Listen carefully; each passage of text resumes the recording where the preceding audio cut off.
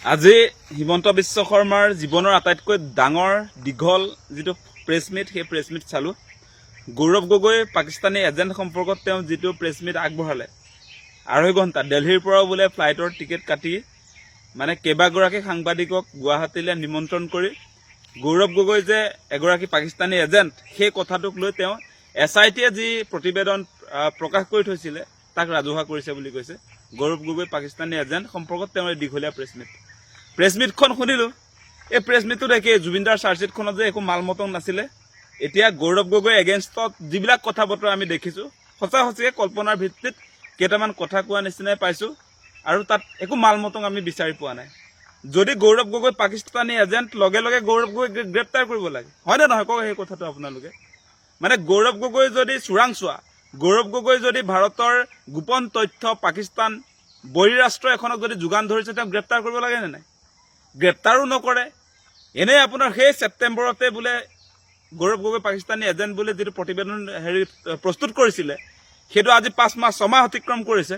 গৌৰৱ গগৈ যদিহে আমাৰ ভাৰতৰ শত্ৰু পাকিস্তানী এজেণ্ট তেনেহ'লে তেওঁক জেলত পঠিয়াব লাগে নে সংবাদমেল দিব লাগে? সংবাদমেল দিছে ঠিকে আছে, ৰাইজে জনাৰ প্ৰয়োজন আছে, ৰাইজক জনাইছে, কিন্তু লগে লগে সংবাদমেলখন শেষ হোৱাৰ লগে লগে গৌৰৱ গগৈ জেলত যাব লাগে। সেই কাম নকৰে এতিয়া মুখ্যমন্ত্ৰীয়ে। এতিয়া মুখ্যমন্ত্ৰীয়ে সেই দায়িত্ব নলয়। গৌৰৱ গগৈক গ্ৰেপ্তাৰ কৰিব লাগে সেই কথা তেওঁ নকয়। এতিয়া জাতিৰ শত্ৰুক, ভাৰতৰ শত্ৰুক, ভাৰতৰ ৰাষ্ট্ৰৰ বিৰুদ্ধে কৰা ষড়যন্ত্ৰৰ কাৰণে গৌৰৱ গগৈক জেলত নপঠিয়াই এনেকৈ সংবাদমেল পাতি চিঞৰ বাখৰ লগাই থাকিলে সেইটো কোনোবাই বিশ্বাস কৰিব নেকি? মানে গৌৰৱ গগৈ সম্পৰ্কত সেই যে আমি আজি প্ৰায় এবছৰ ধৰি পাকিস্তানী এজেণ্ট বুলি যে মুখ্যমন্ত্ৰীৰ মুখত শুনি আছোঁ, সেই পাকিস্তানী এজেণ্টজনৰ মুখ্যমন্ত্ৰী হিচাপে হিমন্ত বিশ্ব শৰ্মা কেলৈ আছে? আজি পাকিস্তানী এজেণ্টজনক কিয় গ্ৰেপ্তাৰ কৰিব নোৱাৰে? আজি অসমৰ গৃহ বিভাগৰ মন্ত্ৰীৰ দায়িত্ব হিমন্ত বিশ্ব শৰ্মা নিজে। আৰু এনেকুৱা এখন আমি SITৰ প্ৰতিবেদন দেখিলোঁ এইটো গৌৰৱ গগৈ পাকিস্তানী এজেণ্ট সম্পৰ্কত।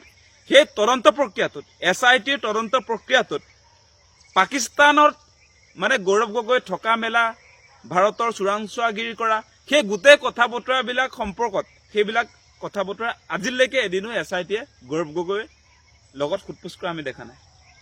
এগৰাকী অভিযুক্ত ৰাষ্ট্ৰদ্ৰোহী গৌৰৱ গগৈ আৰু SIT যি আপোনাৰ অসম পুলিচৰ নেতৃত্বত, মুখ্যমন্ত্ৰীৰ নেতৃত্বত যি SIT গঠন কৰিলে সেই SITয়ে আজিৰ দিনটোলৈকে আজি মুখ্যমন্ত্ৰী হিমন্ত বিশ্ব শৰ্মাই ইতিহাসৰ আটাইতকৈ দীঘলীয়া সংবাদমেল পতা সময়ছোৱালৈকে SITয়ে গৌৰৱ গগৈ সোধপোছ কৰা আমি দেখা নাই।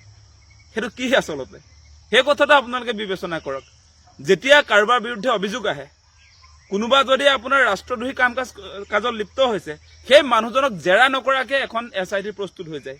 আৰু এতিয়া অসমৰ বহুত ডাঙৰ ডাঙৰ জাতীয় সংগঠনৰ নেতৃত্বই গৌৰৱ গগৈ ক্লেৰিফিকেশ্যন দিব লাগে বুলি কৈ আছে। ক্লেৰিফিকেশ্যন আমাক নালাগে, গৌৰৱ গগৈ গ্ৰেপ্তাৰটোহে লাগে। গৌৰৱ গগৈয়ে ভাৰতৰ বিৰুদ্ধে ষড়যন্ত্ৰ যদি কৰিছে, যদি গৌৰৱ গগৈ পাকিস্তানী এজেঞ্চিৰ লগত মিলি ভাৰতৰ গোপনীয়তা যদি তাত শ্বেয়াৰ কৰিছে তেনেহ'লে গৌৰৱ গগৈ জেলত থাকিব লাগে। গৌৰৱ গগৈৰ বিৰুদ্ধে যিবিলাক এলিগেশ্যন আনিছে সেই এলিগেশ্যনবিলাক যদি সঁচা তেনেহ'লে গৌৰৱ গগৈ জেলত থাকিব লাগে। এনেকৈ গৌৰৱ গগৈ এই গোটেই SITৰ প্ৰতিবেদন সম্পৰ্কত এতিয়া ৰাজহুৱা কৰি আছে। ৰাজহুৱা কৰিলে ঠিকে আছে, কিন্তু এইটো যেতিয়া দিল্লীলৈ পঠিয়াই দিছে তাৰ পাছত কি থাকিলে? দিল্লীলৈ পঠিয়াই দিছে মানে মাল নাই কাৰণে এতিয়া আপোনাৰ দিল্লীলৈ পঠিয়াই দিছে। সেই আপোনাৰ জুবিনদাৰ কেছটোত বোলে দিল্লী পুলিচৰ কথা কোৱা নাই, CBI নিয়া সেইবিলাকে কৰিব নোৱাৰে বুলি কৈছিলে যে। এতিয়া গৌৰৱ গগৈ কেছটোৰ ক্ষেত্ৰত কিয় অসম পুলিচৰ বিশ্বস্ত এই সেনাবাহিনীবিলাকে আজি এই বিয়াগুম গৃহ বিভাগে কিয় কেছটো ল'ব নোৱাৰে? সেই কথাটো কওক আপোনালোকে। এতিয়া সেইকাৰণে কথাবিলাক ক্লিয়াৰ হৈ গৈছে।